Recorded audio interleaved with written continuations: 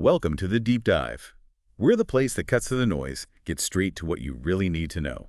Today, we're diving deep into, well, something that trips up almost everyone at some point. What can you actually bring on a plane? You know that feeling, right? Standing in security, suddenly unsure if your hairspray is okay or if those spare batteries are allowed. The rules seem, well, frankly dizzying. So, our mission today is pretty straightforward. Get the essential official facts about dangerous goods in air travel, straight from the source. This way you can pack your bags and, travel with confidence. That's exactly right. And when we say dangerous goods, it's a much wider net than just, say, explosives. It covers a whole category of items, all governed by really specific safety regulations, sometimes quite nuanced ones. And yeah, our source for this is the official Provisions for Dangerous Goods Carried by Passengers or Crew.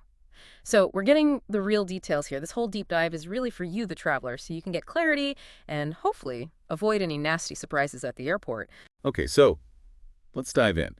What's the absolute baseline, the fundamental principle we all need to grasp about these dangerous goods?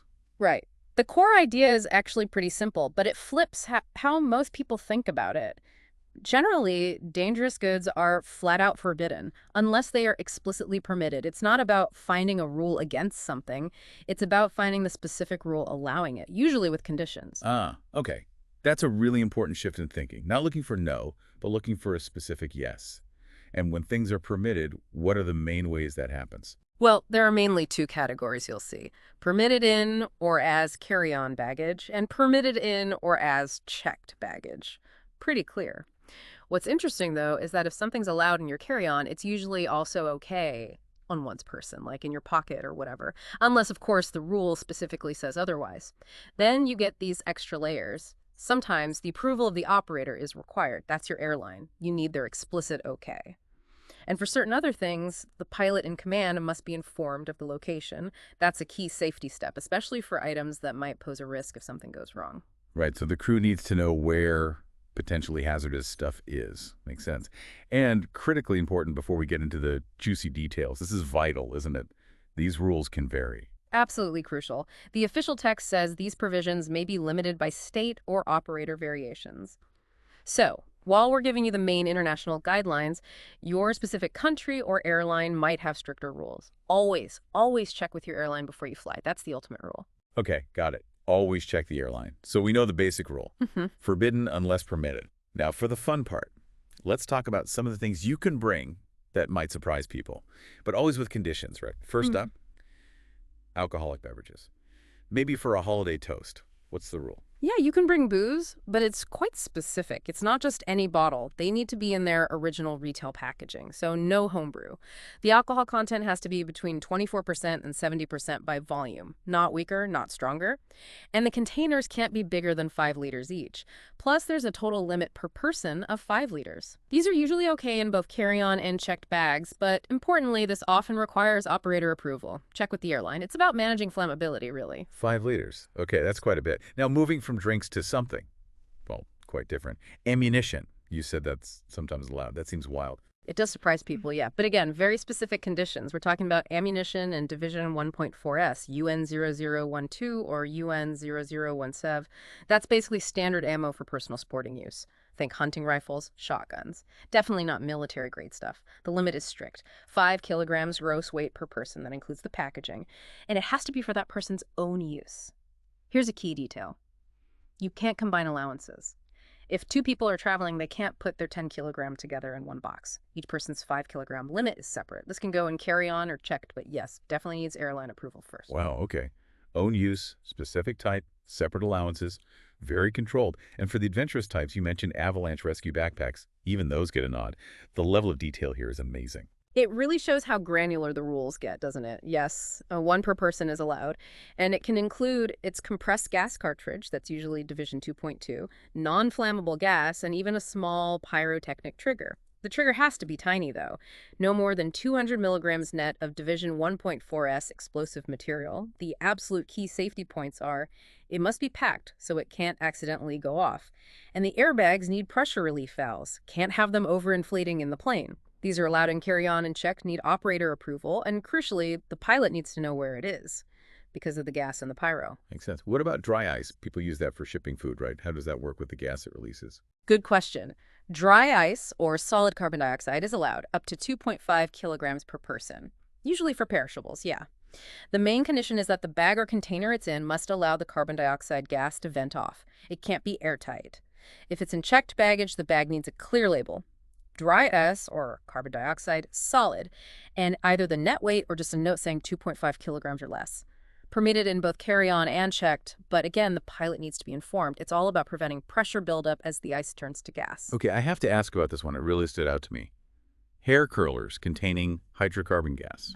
Yes. That one surprises almost everyone. You are allowed one per passenger or crew member, but big conditions. The safety cover must be securely fitted over the heating part, and you absolutely cannot use it on the plane. Ever. Also, carrying gas refills for it. Strictly forbidden. Just the curler itself. It's allowed in carry-on or checked bags. The main thing is preventing accidental heating or gas release. Okay, fascinating.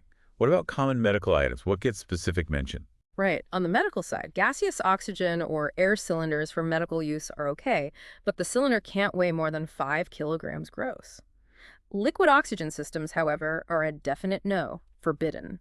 Things like pacemakers, radioisotopic ones or others, including those run on lithium batteries, if they're implanted or worn externally, they're permitted on your person. Makes sense, they're vital. And you can carry one small medical or clinical mercury thermometer for personal use. But it must be in a protective case to prevent breakage and spills. Right, okay. So we've hit some surprising yeses in essential medical stuff, but let's pivot to what is probably the #1 cause of confusion at security: batteries, especially lithium batteries. Why is this such a headache for travelers? And why are the rules so incredibly strict here? Oh, absolutely. Batteries, particularly lithium ion and lithium metal, are where things get complex. And the reason for the complexity and strictness, it boils down to safety. Specifically, the risk of thermal runaway. That's when a battery overheats uncontrollably, catches fire, sometimes quite violently. It's a very serious risk on an aircraft, especially in the cargo hold where a fire might not be detected quickly. So all these rules are about minimizing that fire risk. Okay, thermal runaway, that sounds serious. So let's untangle this battery mess. First up, bags with built-in batteries, like smart luggage. Right, smart luggage. It depends. Is the battery removable? If the battery isn't removable and it's a larger lithium battery over 0.3 grams of lithium metal or 2.7 watt-hours for lithium ion, then that bag is forbidden, period. But if the battery is removable, if you check that bag in, you must take the battery out first, and then you carry that removed battery with you in the cabin. The idea is to keep those power sources where crew can manage any issue. Okay. Remove it and carry it on. That's a clear rule. What about all those spare batteries we carry? Power banks, camera batteries, that sort of thing. What's the absolute golden rule? The golden rule, the one you absolutely must remember for spare or loose batteries: carry-on baggage only. Why? They are never, ever allowed in checked baggage. Never. And, just as important, they have to be individually protected against short circuits. That means keeping them in original retail packaging, or putting them in separate plastic bags or protective pouches, or even just taping over the terminals. Anything to stop them touching metal and shorting out. Now, for the size limits on those spares. For lithium metal batteries, the limit is 2 grams of lithium content. For lithium-ion batteries, the most common rechargeable type limit is 100 watt-hours, or E-dose-H. Generally, you're limited to about 20 spare batteries per person in total, though an airline might approve more if you have a specific need. Oh, and for non-spillable batteries, older tech, sometimes in medical gear, they need to be 12 volts or less, and 100 WHs or less, and you're limited to just 2 spares of those. Okay, so spares, always in carry-on, always protected. And for most everyday stuff, that 100 watt-hour limit for lithium-ion is the key number. What about the devices themselves? Phones, laptops, tablets, portable electronic devices, or PEDs. Right, PDs. The rules are similar for the batteries inside them. For carry-on, it's generally fine if they meet those same limits. Lithium metal under 2 grams, lithium ion under 100 weight. Now, if you put a device containing a lithium battery into your checked baggage, say a laptop you decide not to carry on, there's a critical rule. It must be completely switched off, not sleep mode, fully off, and protected from accidental activation or damage. Packed carefully. There's also a general limit of 15 PEDs per person total. Again, airlines might approve more for professionals or special cases. 15 devices. Okay, Right. most people won't hit that. But what if you have a more powerful battery, say for a professional camera rig, a drone, maybe a bigger medical device, over 100 watt? Good question. That pushes you into a different category, requiring more scrutiny. For lithium-ion batteries between 100W and 160W cherry, whether they're in a device or carried as spares, you need operator approval. Airline permission is mandatory.